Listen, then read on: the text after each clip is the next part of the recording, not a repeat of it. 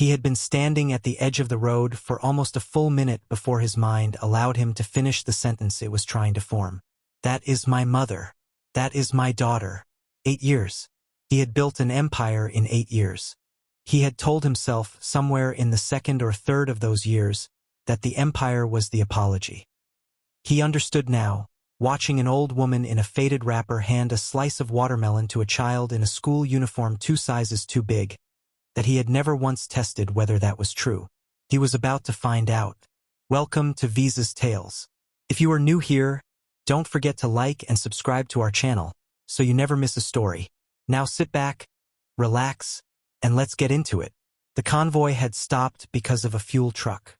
It had jackknifed at the junction outside a town Daniel Okafor had not driven through in 8 years, a town he had specifically, deliberately, never routed himself near in 8 years of business travel that had taken him to 4 continents and never once, not once, back to the 40 kilometers of road that separated the regional capital from the place he had grown up.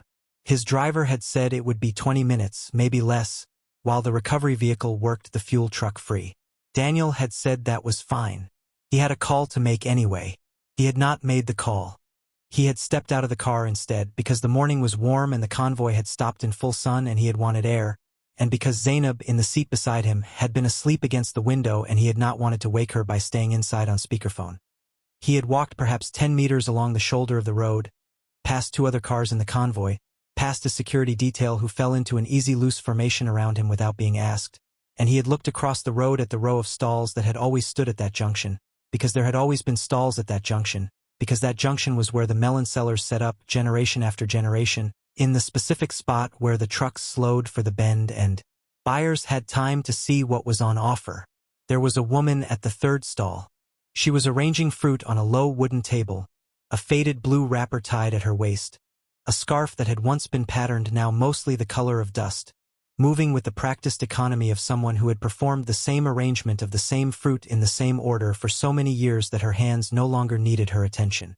Daniel had looked at her for perhaps 3 seconds before his body understood what his mind was still catching up to. His mother did not look up. She was speaking to someone, a child, seated on an upturned crate beside the stall, in a school uniform the color of the local primary school's uniform, a satchel on the ground beside her, a slice of watermelon in her hand that she was eating with the specific unhurried enjoyment of a child who has been told to finish her breakfast before school and has decided that watermelon counts. Daniel had stopped walking. He did not remember deciding to stop.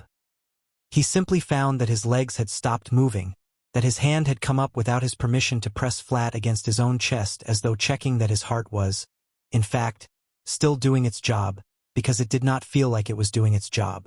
It felt like something had reached into his chest and taken hold of the organ and simply stopped it for a moment, the way you stop a clock.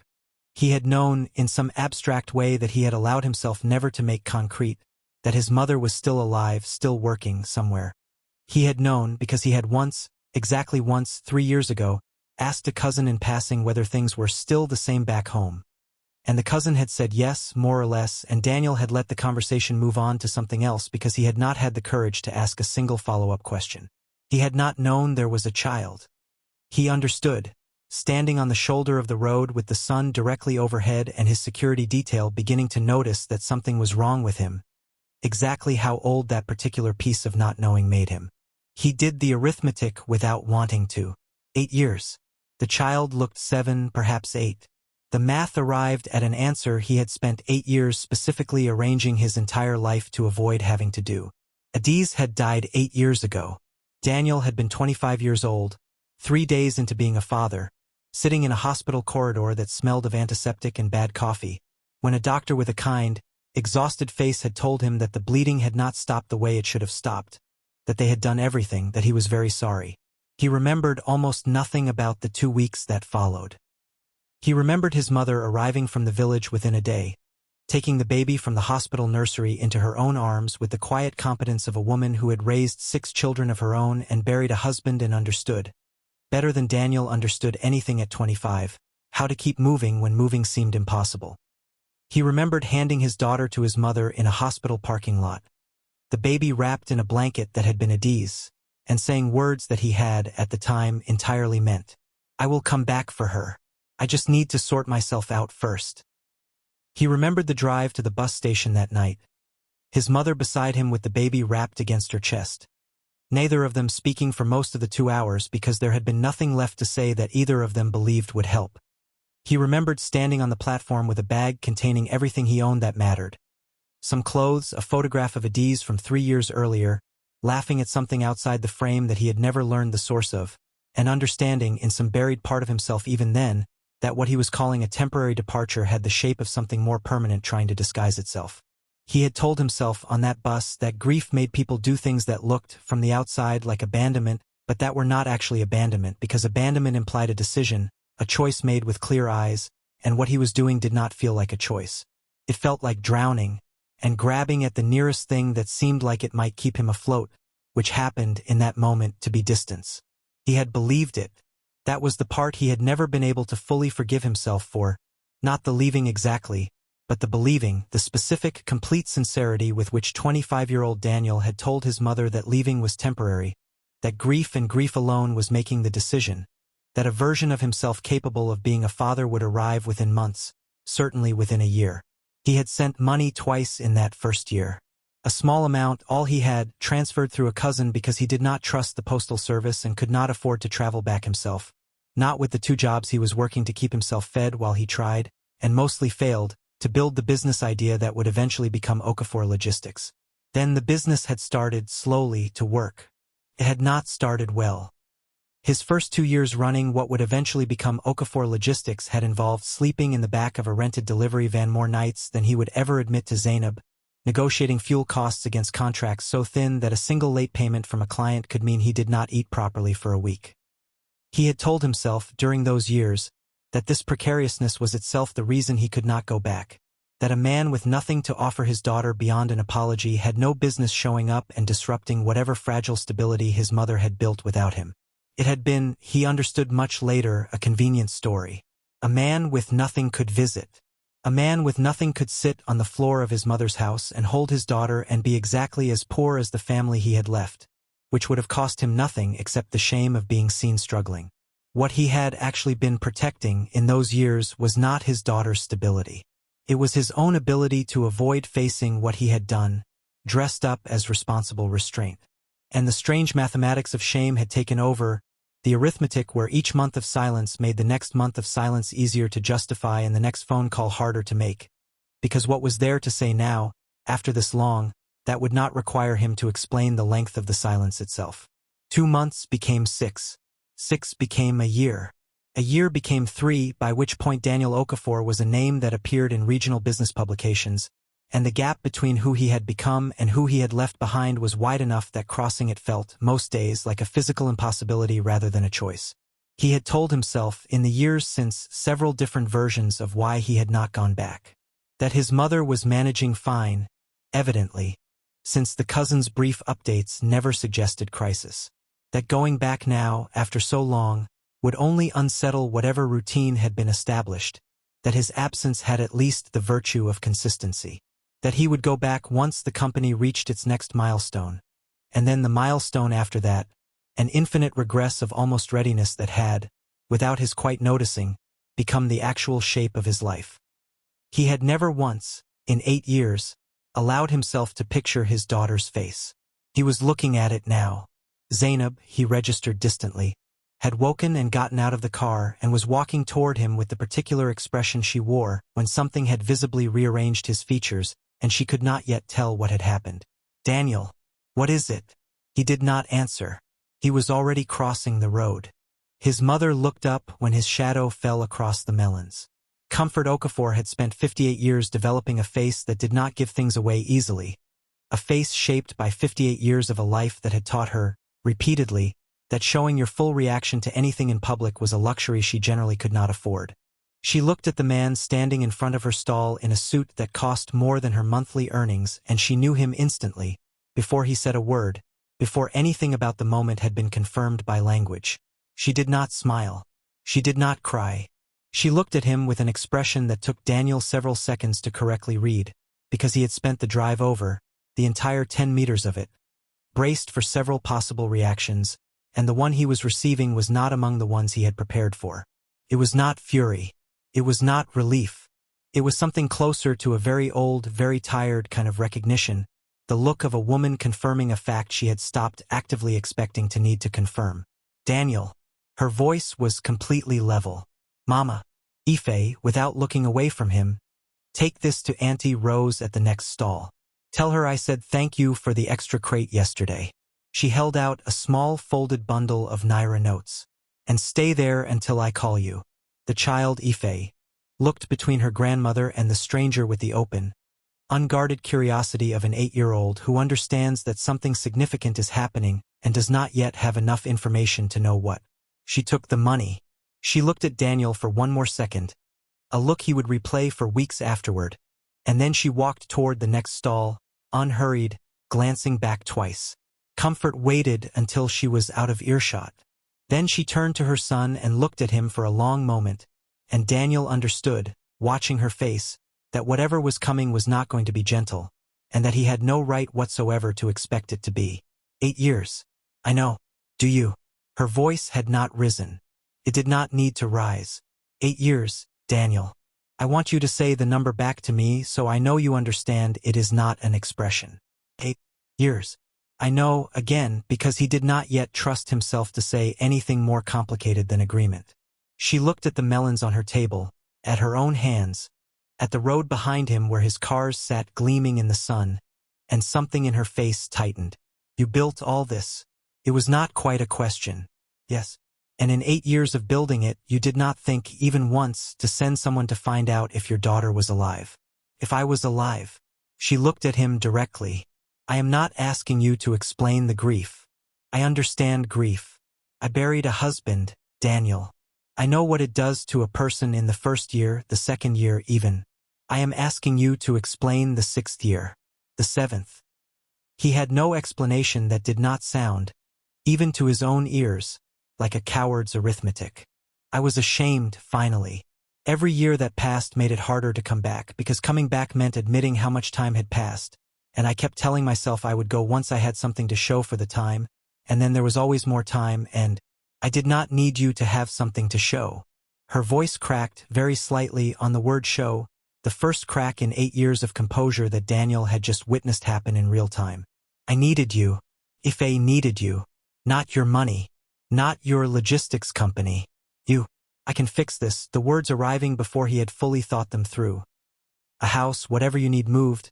Someone to handle the stall so you don't have to be out here every morning before dawn. I can have people here by tomorrow, Mama. I can make this right. Comfort looked at him for a long moment, and something in her expression made him understand, before she spoke again, exactly how badly he had misjudged the moment. You want to fix 8 years with an afternoon. That is not an offer, Daniel.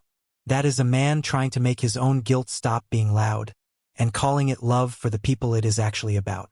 Zainab had reached them by now and was standing slightly behind Daniel, close enough to hear everything. Her expression moving through several stages of comprehension that Daniel could feel without needing to look at her directly. Confusion, then a dawning and specific horror, then something that looked, when he finally did glance at her, disturbingly like grief of her own. Daniel, who is this? He turned to face her, and understood that he was now required to say a sentence he had never said out loud in his life, to anyone in 8 years. This is my mother, and the little girl who just walked away is my daughter. Zainab looked at him. She looked at Comfort. She looked, briefly, toward the stall where Ife had gone, and something in her face closed, quietly and completely, like a door being shut without slamming. 2 years. We have been together 2 years, Daniel. I know. I have met your business partners. I have met 3 of your cousins. I have planned, in my head at least twice, what our wedding might look like. She was not shouting. Her voice, like Comfort's, had gone very level, very controlled, the specific control of someone working extremely hard not to lose it in public. And in 2 years you did not think this was something I needed to know. That you have a mother. That you have a child. Comfort, watching this second unraveling happen in front of her, said nothing. She simply picked up a cloth and began wiping down the wooden table, the specific motion of a woman who has decided that whatever happens next between these 2 people from the city is not, strictly speaking, her business to referee. I did not know how to say it. The longer I did not say it, the more it became a thing that could not be said, because saying it meant explaining not just that they existed but why I had let this much time pass. I was trying to protect yourself. Finish the sentence honestly, Daniel. You were trying to protect yourself. He did not have a rebuttal for that. The three of them stood in an uncomfortable silence broken only by the ordinary sounds of the road. Trucks passing, a radio somewhere playing music too faint to identify, the creak of Comfort's stall structure, patched in more than one place with sheets of blue polythene that had clearly been repaired rather than replaced because replacement was not a cost that had been available. Ife came back. She had been sent to Auntie Rose's stall, and Auntie Rose, being a woman who had lived beside Comfort for 30 years and understood the rhythms of the road well enough to know that something unusual was happening at the third stall, had let the child linger only as long as decency required before sending her back with a comment about her grandmother needing help.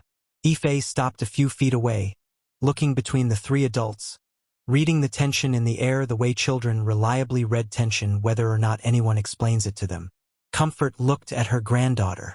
She looked, for just a moment, at Daniel, and something passed across her face that he would later understand was her weighing, in real time, a choice she had clearly weighed before in the abstract and never actually had to make. Whether to protect Ife with another comfortable partial truth, or to finally, after 8 years, tell her something real. Ife, come here. Ife came. Comfort put a hand on the child's shoulder. Gentle. Steady. This is your father. She said it plainly. She did not soften it with additional words. She did not perform warmth she did not currently have access to. She said the 4 words and then she was quiet, watching her granddaughter's face with the quiet attentiveness of a woman who understood that this sentence was going to matter for the rest of the child's life and wanted to be fully present for however she received it. Ife looked at Daniel for a long moment. You are the one who sends the money. It was not quite a question. Daniel understood, hearing it, that this was the story that had been constructed for her.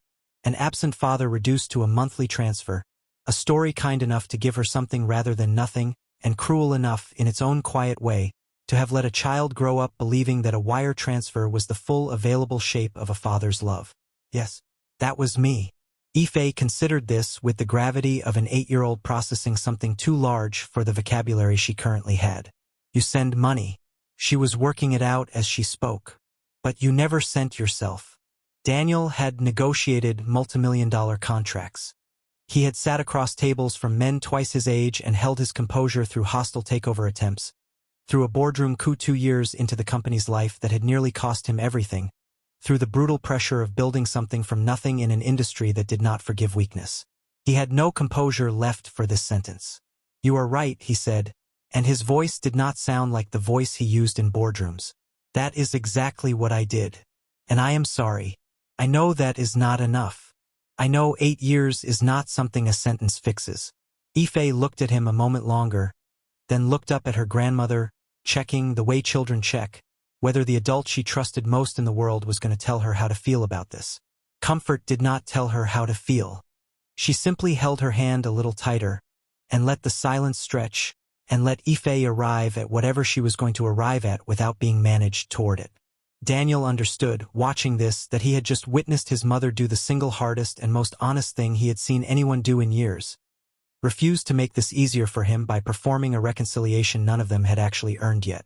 That night, once Daniel had gone to the guest house and the stall had been packed away, Comfort sat with Ife on the edge of the bed. They shared and understood that the day required more from her than silence. I told you for a long time that your father was working far away and sending what he could. That was not entirely a lie. He did send money twice a long time ago. But it was not the whole truth either, and I think you are old enough now to hear the rest of it if you want to. Ife considered this with the careful seriousness she brought to most things. Why didn't you tell me before? Because you were small, and small children need to feel safe before they need to feel informed. I made a choice every year to give you a story that let you sleep at night instead of the truth, which was that I did not know if he was ever coming back, and some years I was not sure he was even still thinking of us at all. That was my choice to make, and I want you to know I do not entirely regret it. But I am not going to keep making it now that he is standing in front of you. Are you angry at him? Yes, without hesitation. I am very angry at him. I have been angry at him for a long time, and today did not fix that, whatever he thinks showing up accomplishes. But being angry at him and wanting you to know your father are two different things, and I am old enough to hold both at once. You get to decide, slowly, in your own time, what he becomes to you. Nobody gets to decide that for you. Not him. Not me. Ife was quiet for a while, turning something over. I think I want to see if he keeps coming back, she said eventually, before I decide anything else. That, pulling her granddaughter close, is exactly the right way to think about it. That evening, in the single guest house the small town had to offer. A modest, clean building with 4 rooms and a generator that ran only until 10. Daniel told his driver to cancel the rest of the trip schedule. Zainab had said almost nothing on the short drive from the junction to the guest house. Staring out of the window at a landscape she had never had reason to pay attention to before that afternoon. Daniel had not tried to fill the silence. He understood, watching her profile in the fading light, that anything he said in that car would be received as performance, another attempt to manage a situation rather than simply let it exist. It was only once they were inside the small room, the door closed, the generator humming faintly through the wall, that she finally spoke. I keep trying to work out which part one am most angry about. She was not looking at him, and I cannot decide which is its own kind of maddening. Is it that you have a daughter? Is it that your mother has spent 8 years raising her alone 40 kilometers from a road you drive past on business trips without once turning off it? Is it that you let me plan a future with you that had this enormous, unspoken thing sitting underneath it the entire time, like a room in a house you simply never showed me? I don't have a good answer for which part matters most. I think they are all the same thing, really, all versions of the same choice made over and over. That is what frightens me. She finally turned to look at him.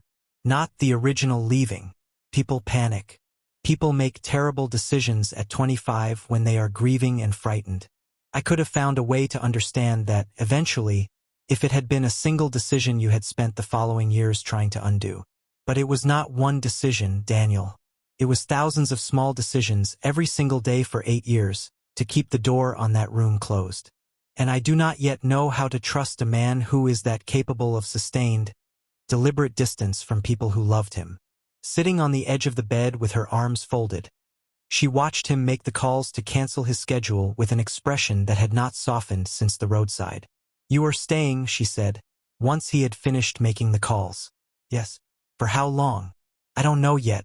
Until it feels like enough time has actually passed to mean something, rather than another performance of good intentions with a deadline attached. Zainab was quiet for a long moment. I need to think, she said eventually, not about whether I am angry. I am angry. I need to think about whether the man who lied to me for 2 years by omission is the same man I have actually been building a life with, or whether I have been building a life with a version of you that was itself a kind of lie. That is fair.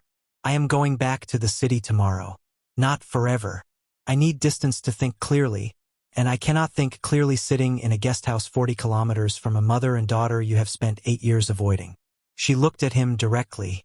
This is not an ultimatum, Daniel. I am not telling you to choose. I am telling you I need space, and you need to actually do the work here without an audience. He nodded. He understood, watching her pack a small bag that night, that this was itself an act of unusual grace, that she had every reason to simply leave and not come back, and had chosen instead to name clearly what she needed, which was more consideration than he had shown his own mother in nearly a decade. She left the following morning. Daniel stayed.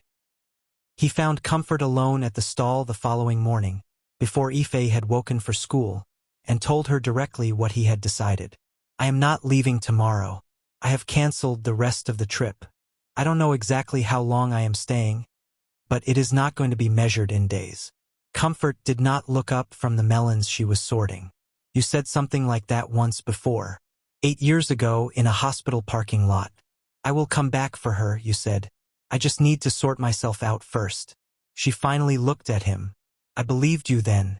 I am 58 years old now, Daniel, and I do not have the luxury of believing you again on the strength of a sentence.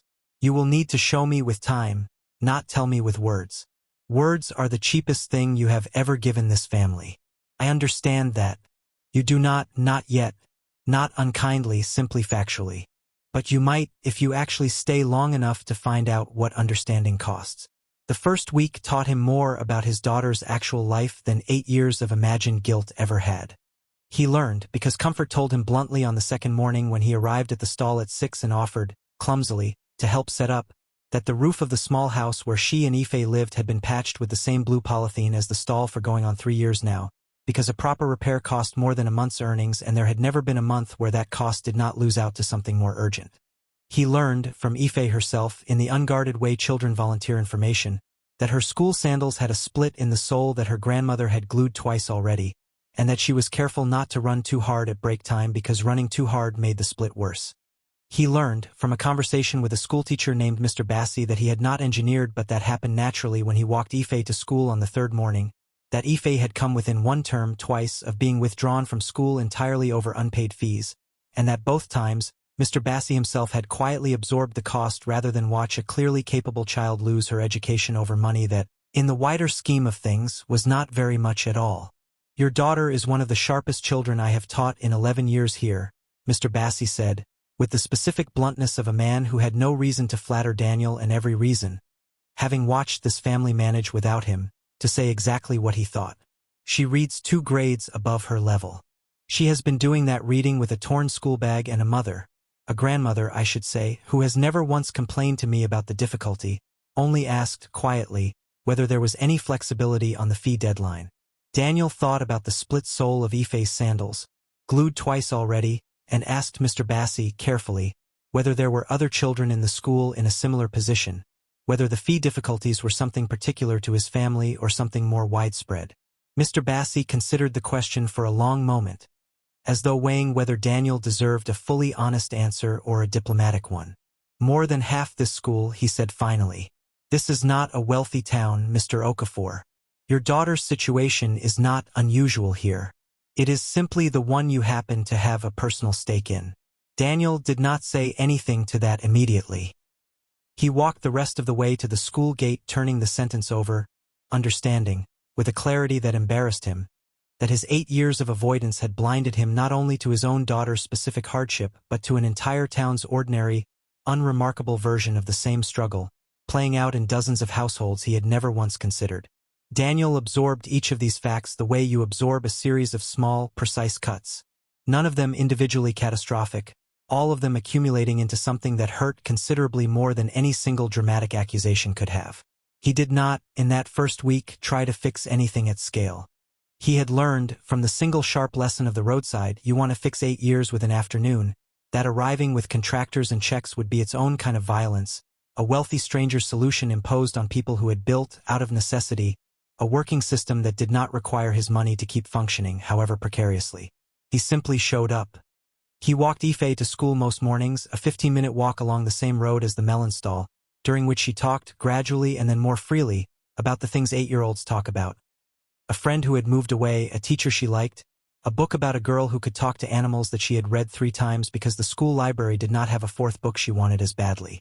He sat, some afternoons, at the edge of the melon stall, not inserting himself into the selling, simply present, learning the actual rhythm of his mother's working day, the specific timing of the wholesale trucks that came through before dawn, the way she assessed a melon's ripeness with a single practiced knock of her knuckle against the rind, the particular patience required to negotiate with buyers who wanted a discount for buying 3 rather than 2.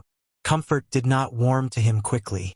She corrected him sharply the first time he tried to rearrange the fruit display into what he thought was a more efficient order, telling him without much patience that the order existed for a reason he did not understand yet, that the ripest melons went at the front because customers bought with their eyes before their hands, and that he should ask before he assumed his city instincts improved on 30 years of roadside experience. He apologized and put the melons back. It was, he came to understand, the smallest and most instructive lesson of the entire week, that being useful here required him to unlearn the instinct, built over 8 years of running a company, that his judgment was the one that mattered most in any given room.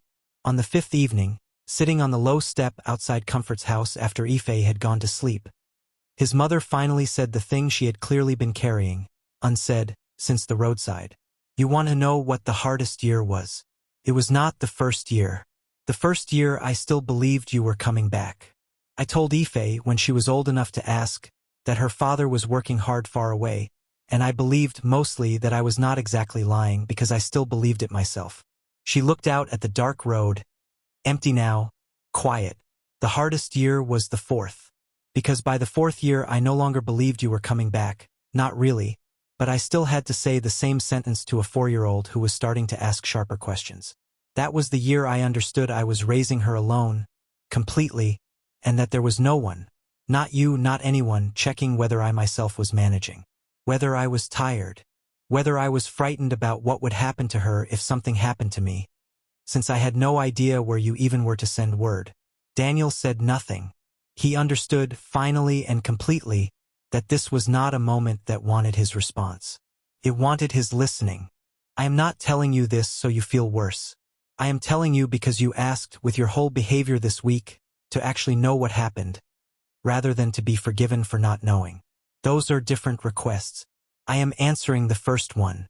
The second one is not mine to grant on a schedule that suits you. I understand. Do you, again, the same question from the roadside, and this time there was something slightly less sharp in it, something closer to genuine inquiry than accusation. I am trying to. That is the honest answer. I am trying to. Zainab came back on the 12th day. She arrived unannounced, in a car she had hired herself rather than sending word for Daniel's driver, and found him at the Melons stall in the late afternoon, sleeves rolled up, helping Comfort load the day's unsold fruit into crates for the walk home. A task he had gradually, without being asked, made his own over the previous week. She watched him for several minutes before he noticed her. I came back to see something specific, she said when he finally looked up. I did not come back to see you apologize again. I have heard enough apologies. I came to see whether you would still be doing this. She gestured at the crates, at the ordinary unglamorous labor of it. 2 weeks in, when there is no roadside drama forcing you to perform contrition. Just you, doing the actual work. And I am still deciding. But I will say this. I did not expect to find you here at 4 in the afternoon loading watermelon crates in a shirt that used to cost more than this entire stall's monthly turnover. That is not nothing. Comfort, watching this exchange with the dry attentiveness she brought to most things, said nothing, but Daniel caught, for the first time since the roadside, something that might, in the right light, have been the very beginning of approval. The rebuilding did not happen in a single scene, because rebuilding 8 years of absence was never going to happen in a single scene, however much a simpler story might have wanted it to. It happened in specific, accumulated moments across the following weeks. Ife, who had spent the first several days keeping a careful, watchful distance, began gradually to test whether Daniel's presence was reliable in the specific way children test reliability. Small requests offered almost carelessly to see if they would be honored. Can you come to my school on Friday? There is a reading competition. He came. He arrived 20 minutes early and sat in the back of the small classroom and watched his daughter read a passage about a girl who could talk to animals with a fluency that made the teacher, Mr. Bassi, catch Daniel's eye across the room with an expression of plain pride. Can you walk me home on Tuesday, even though grandmother said she would? He walked her home on Tuesday.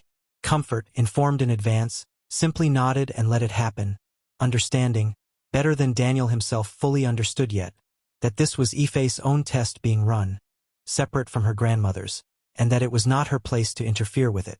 The shift in Ife came slowly, through the accumulation of promises kept rather than through any single dramatic reconciliation. There was no scene where she ran into his arms and called him father with tears streaming. There was, instead, a Tuesday in the 5th week when she took his hand without being asked, walking home from school, a gesture so small that Daniel almost missed its significance entirely, and then understood several steps later that it was the single most important thing that had happened to him in 8 years. Comfort's guard came down more slowly still, and never entirely. She continued, throughout, to correct him sharply when he assumed his city instincts improved on her decades of practical knowledge. She continued, for weeks, to decline his direct offers of money for the house, the stall, anything at scale, telling him plainly that she had built a system that worked without him and did not want it replaced wholesale by a system built by him, however much better resourced. What she wanted, when Daniel finally sat her down properly in the 6th week and asked her directly, plainly, what she actually needed rather than assuming he knew, turned out to be considerably more modest than anything he had imagined offering in that first frozen moment at the roadside. Proper roof. Not polythene. Something that will last through a decade of rains without me thinking about it every time the sky goes dark. She considered further. A proper stall structure with a real roof of its own, so I am not packing everything into crates every evening because a storm might come. And Ife's fees secured permanently, so neither Mr. Bassi nor I have to have that conversation ever again, with each other or with her. That is all? Daniel asked, quietly disbelieving that 8 years of guilt could be answered with a list this modest. That is not all. Her eyes were sharp on him. That is what I need built. What I need from you is different, and it does not come from a check. I need you here, not performing here, not visiting here twice a year with photographers, but actually here in the ordinary unglamorous way you have been here these past weeks. That is the thing I cannot buy for myself, and it is the only thing that actually matters. He built the roof alongside the contractors he hired, not instead of being present for the building of it. Showing up each of the 4 days it took in work clothes rather than the suits his security detail had grown accustomed to, learning from the builders more about roofing than he had ever expected to need to know, because Comfort had made clear, without needing to say it twice, that a repair he simply paid for and never witnessed would not count as the kind of presents she was asking for. He also went back to Mr. Bassi separately in the same week and asked what it would actually take to clear the outstanding fee difficulties for every family currently struggling at the school, not as a gesture with his name attached to it, but arranged quietly through the same regional education fund structure his own company used for its community programs elsewhere. Mr. Bassi had looked at him for a long moment, the particular look of a man deciding whether this was performance or something real, and had eventually said only, "Send the details to my office and we will see." It was not framed by either of them as redemption. It was framed, plainly, as the kind of ordinary decency Daniel should have been capable of noticing and acting on years earlier, in 100 towns, long before this particular town happened to contain his own daughter. Zainab did not move to the town permanently after that first visit on the 12th day. She went back to the city, returned again 10 days later for a long weekend, then again after that. A deliberate, careful rhythm of checking rather than committing all at once, watching this unfold in installments across the following month, making her decision gradually rather than all at once, the way Daniel came to understand real decisions about trust are actually made. Not in a single dramatic moment of forgiveness, but in the slow accumulation of evidence that the person in front of you today is being fully honest with you about who they are, including the parts that are difficult to say. It was an evening in the 7th week when she had come to stay properly rather than just visit, that she finally said it. I need one thing from you going forward. Not perfect honesty about everything immediately, nobody manages that. But no more decisions, made alone, about what I do or do not deserve to know about your life. If something is hard to say, you say it anyway. Slowly if you need to, but you say it. I can do that. You said that about coming back here, too, not unkindly, simply factually. 8 years ago. I am not comparing myself to your mother and daughter. I am telling you that promises from you now carry a specific weight they did not carry before I knew this about you. I need you to understand that weight is fair, even when it is inconvenient for you. It is fair. I understand that better now than I did a month ago. Months later, on an ordinary Tuesday afternoon that carried no particular significance beyond being one day among many, Daniel Okafor stood at his mother's roadside stall.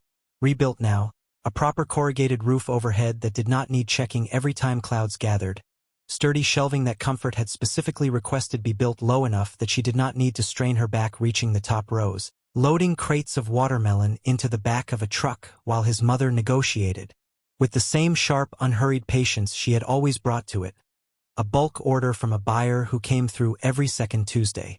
Ife sat on an upturned crate a few feet away, homework spread across her knees, working through a mathematics problem with the specific furrowed concentration Mr. Bassi had once described to Daniel as the look she wore when she was determined to solve something without asking for help. Comfort still corrected him. That morning alone she had told him twice that he was stacking the crates wrong, that the heavier fruit went on the bottom, that 8 years in an office had apparently cost him whatever practical sense he was born with. Daniel had learned, across these months, that her sharpness was no longer the sharpness of the roadside reunion, the sharpness of a woman keeping her guard fully raised. It had become something closer to the ordinary, unremarkable sharpness of a mother correcting a grown son, the specific kind of correction that only continues because the relationship underneath it is considered worth continuing to invest in. She would not have bothered correcting a man she had given up on. Ife looked up from her homework. Papa. A word that had arrived gradually, unforced, sometime in the third month, and that still, every time he heard it, did something to Daniel's chest that 8 years of business success had never once managed to do. Can you check if this answer is right?